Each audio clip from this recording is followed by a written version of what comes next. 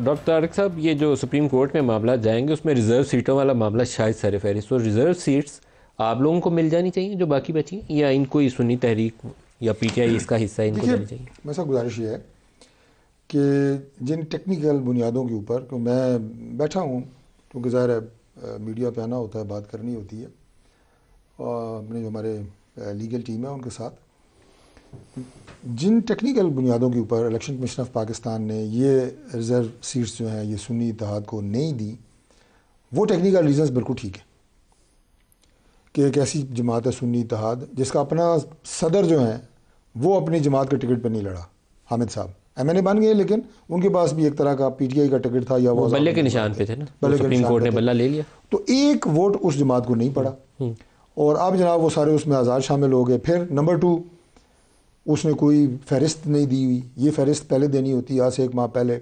फिर जो फहरिस्त आप देते हैं उनके बाकायदा कागजात नामजदगी जमा होते हैं, उनकी जांच पड़ताल होती है, स्क्रूटनी होती है उन कागजात की, और वो कागजात मुस्तरद होते हैं या एक्सेप्ट होते हैं। ये सारा प्रोसेस हुआ ही हो गया, तो इनको नहीं मिल सकती, लेकिन आपको कैसे मिल सकती? नहीं, देखें, मैं अगर आप ये कहें कि इनकी सीटें हमें मिल जाए तो मैं इसके हक में नहीं हूँ कि इनकी सीटें हमें मिलें। हाँ, मैं पॉलिटिकली मैं इसके हक में नहीं हूँ, इनकी सीटें हमें मिलें।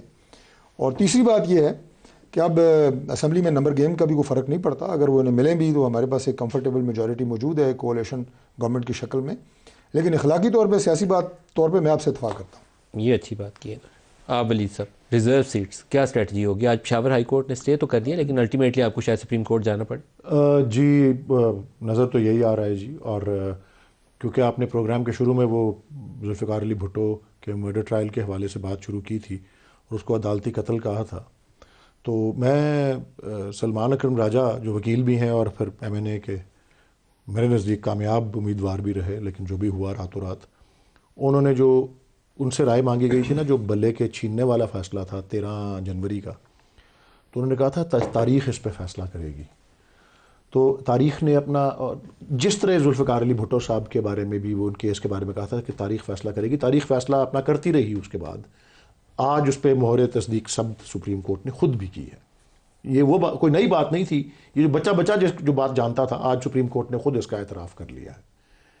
लेकिन ये जहाँ तक वो बल्ला के निशान ने जब सुप्रीम कोर्ट ने जब बल्ले के निशान से महरूम करने का फ़ैसला उसकी तायीद की, तो जो सलमान अकरम राजा ने कहा था तारीख़ फ़ैसला करेगी, उसका 1 महीने से पहले ही फ़ैसला जो है वो 8 फरवरी को आ गया था कि किस तरह से डिफाई किया लोगों ने उस सारे, क्योंकि by the way supreme court को, और आपके पास रिकॉर्डिंग्स हैं, सुप्रीम कोर्ट को बावर कराया गया कि कितने बड़े सेटबैक से एक पार्टी जो है वो सामना कर सकती है इसका, और उसमें इलेक्ट्रल सिंबल के हवाले से भी कि जी कन्फ्यूजन फैलती है वोटर्स में, और मखसूस नशिस्तों के हवाले से, दोनों हवालों से बताया गया। और फिर आपने देख लिया लास्ट मिनट है, वोटर्स ने तो कमाल किया। तो मैं समझता हूँ, मेरी ये अगेन मैंने प्रोग्राम के पहले हिस्से में भी कहा था कि अब मेरी ऑप्टिमिस्टिक सेंस जो है वो ये है कि शायद सुप्रीम कोर्ट जो है 45 साल बाद नहीं, 45 दिन बाद ये एक सबक सीख ले, गलती का अजाला करे, और वो आइन में और कानून में मुकम्मल गुंजाइश मौजूद है। सिर्फ एक जुमला, मुकम्मल गुंजाइश मौजूद है कि वो सीट्स जो हैं वो उसी पार्टी को दी जाए, और किसी दूसरी पार्टी को देने का तो सवाल ही नहीं पैदा होता। पार्टी को नशिस्तें दी गई थी, बिल्कुल दी गई थी जी, उसके दस्तावेजात मौजूद हैं। बाप पार्टी को दी गई थी, 2019 में दी गई थी, और बाद में लिस्ट मांगी गई थी। जल्दी से कह दे। मैं सिर्फ ये अर्ज करता हूँ कि अदालतें हैं, सुप्रीम कोर्ट है या इलेक्शन कमीशन है, वो सियासी कॉन्सेप्ट से फैसले नहीं करते, वो टेक्निकल तरीके से करते हैं या टेक्निकल बुनियादों के ऊपर करते हैं। तो टेक्निकल बुनियादों पे अगर आप नॉकआउट होते हो, भुट्टो का फैसला, नवाज शरीफ का फैसला कैसे किया था? मैं इन 2 फैसलों की बात कर रहा हूं। नवाज शरीफ का फैसला कैसे किया था? नहीं, वो फैसले और थे, वो सियासी बुनियादों के ऊपर किए गए थे ना जी। तो मिसाल तो मौजूद है आपके पास, पूरी हिस्ट्री में भरी हुई है मिसालें सर। आप तीनों सियासी जमातें भुगत चुकी हैं, पीपल्स पार्टी भी, आप भी, आप पीटीआई भुगत रही है। अगर आप तीनों जमातें ढूंढ के एक लाहे अमल तय कर लेना कि आप अपने आप को टेक्निकली इतना साउंड एंड स्ट्रांग रखे पीटीआई कि वो नॉकआउट ना हो। एक बीपर छोटा सा आपकी जैसे कर लें। यासिर हकीम साहब हमारे पिंडी से साथी हमारे साथ हैं। यासिर, बहुत शुक्रिया, आप हमें ज्वाइन कर रहे हैं। इमरान खान से जर्नलिस्टों का इंटरेक्शन हुआ आज अडियाला जेल में, तो बताइएगा। एक मैं कमेंट पढ़ रहा हूँ, ये खबर का हिस्सा है, उसके अंदर लिखा हुआ है कि उन्होंने कहा है कि कोर कमांडर्स कॉन्फ्रेंस के एलामिये की हमायत करता हूँ और जिन्होंने 9 मई किया उनको सज़ा मिलनी चाहिए। एग्जैक्टली क्या लफ्ज़ थे, मैं आप ही की ज़बानी सुनना चाहूँगा। क्या ऐसी ही बात हुई या कुछ और बात हुई?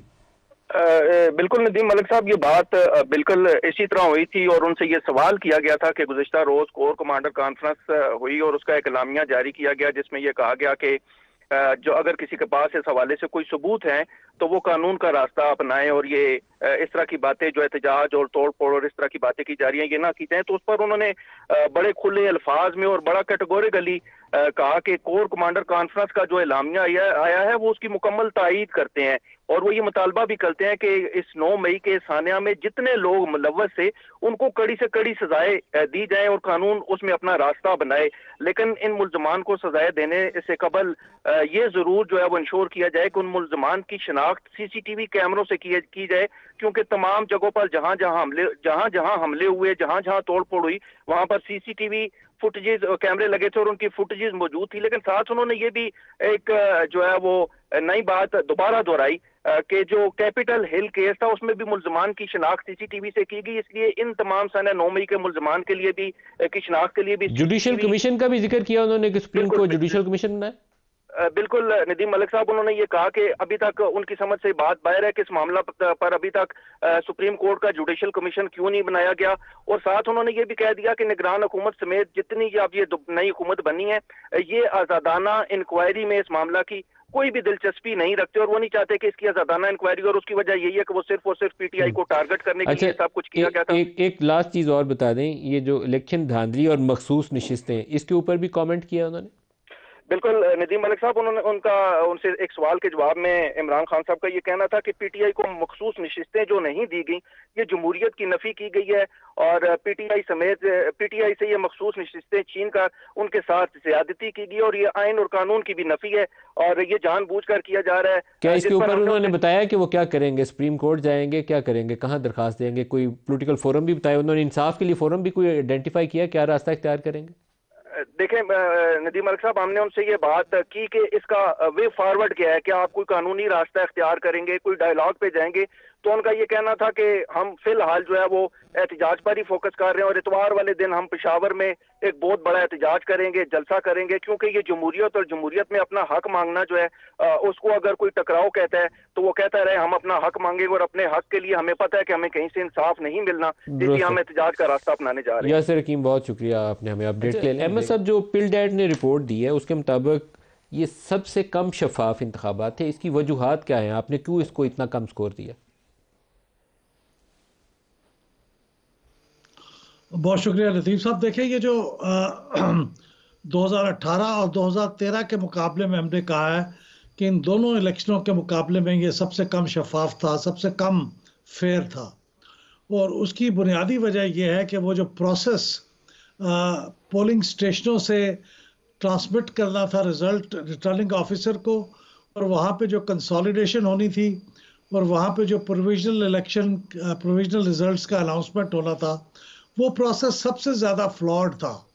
ना वक्त पे नताइज भेजे गए, ना कंसोलिडेशन में बहुत शिकायत आई कि कैंडिडेट्स मौजूद थे, ना उनके एजेंट्स मौजूद थे, और जो रिज़ल्ट थे वो रात को 2 बजे अनाउंस हो जाने चाहिए थे। रात 2 बजे तक मेरे ख्याल में तो एक भी रिज़ल्ट नहीं अनाउंस हुआ था और अगले सुबह 10 बजे तक भी। लेकिन आपने 2024 को इतना बुरा क्यों कहा? 2013 के इंतखाबात में भी इनका रिजल्ट मैनेजमेंट सिस्टम, उसको शायद कहते थे, वो बैठ गया था।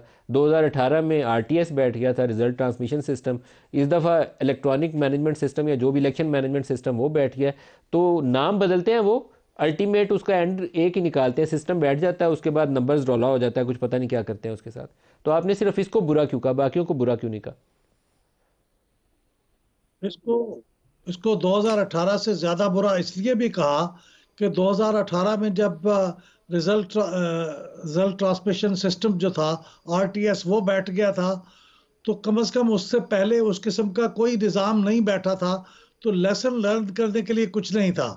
लेकिन 2024 में हमारे लिए 2018 में जो रिजल्ट ट्रांसमिशन सिस्टम का बैठ जाना था वो इतना बड़ा लेसन था कि उससे सबक ना सीखना और रिजल्ट मैनेजमेंट और इलेक्शन मैनेजमेंट सिस्टम का बैठ जाना, ये उससे बड़ी इसलिए ख़राबी थी, इसलिए इसको स्कोर उससे भी कम मिला है। और दूसरी बात यह है कि देखिए, जो जो मखसूस नशिस्तों का नतीजा था वो भी कभी इतनी ताखीर का शिकार नहीं हुआ जितना ताखीर का शिकार इस दफा हुआ। इसलिए आप देखेंगे कि जो पोस्ट इलेक्शन का स्कोर है वो भी 2024 का कम है 2018 के मुकाबले में, क्योंकि उसके अंदर मखसूस नशिस्तों के नताइज का ऐलान करना भी शामिल था। उसको भी इतना डिले कर देना कि कई सूबों के चीफ मिनिस्टर इलेक्ट हो गए, स्पीकर इलेक्ट हो गए बगैर उन मखसूस नशिस्तों के, तो ये भी एक उसकी कमजोरी का सबूत था। तो मेरे ख्याल में आपने ओवरऑल फॉर्म 45 और 47 का इशू भी रेज किया है। फॉर्म 45 और 47 आपके मुताबिक जो अब इलेक्शन कमीशन ने अपनी वेबसाइट पे डाले हैं और उसमें नज़र आता है कि काट काट के नंबर बदले हुए हैं। बहुत सारी पिक्चर्स मैंने देखी हैं, मैंने सारों का एनालिसिस तो नहीं किया, आपने एनालिसिस किया होगा। फॉर्म 45 और 47 क्या उसमें बहुत बड़ी डिस्टॉर्शन है, टेम्परिंग है या नहीं है? देखिए, इसके बारे में तो कोई तफसील के साथ इसकी स्क्रूटनी करेंगे तो किसी नतीजे पे पहुंचेंगे, लेकिन इनका अपलोड करने में इतनी ताखीर हो जाना बजाते खुद एक बहुत बड़ा शक क्रिएट कर देता है। और ये शक हुआ है कि ये जब 22 तारीख को इसको अपलोड हो जाना चाहिए था और आपने इसको 8, 9, 10 दिन की ताखीर से अपलोड किया और उसके बाद फिर सर्वर डाउन हो गया, तो आप लोग अगर इसके ऊपर शक करते हैं तो वह बजा तौर पर शक करते हैं। और वजाहत भी कोई नहीं दी गई कि इतनी ताखीर क्यों हुई है इन तमाम रिजल्ट्स को अपलोड करने में, जब पहले ही शक पैदा हो गया था रिजल्ट के डिले करने में। उसके बाद जब फॉर्म्स को अपलोड करने में डिले हुई तो ये शक मजीद कवी हो गया है। तो मेरे ख्याल में ये 2-3 वजूहात है जिसकी बुनियाद पे हम समझते हैं कि 2024 के इलेक्शन 2018 और 2013 दोनों के मुकाबले में ज़्यादा कमज़ोर क्वालिटी का इलेक्शन था।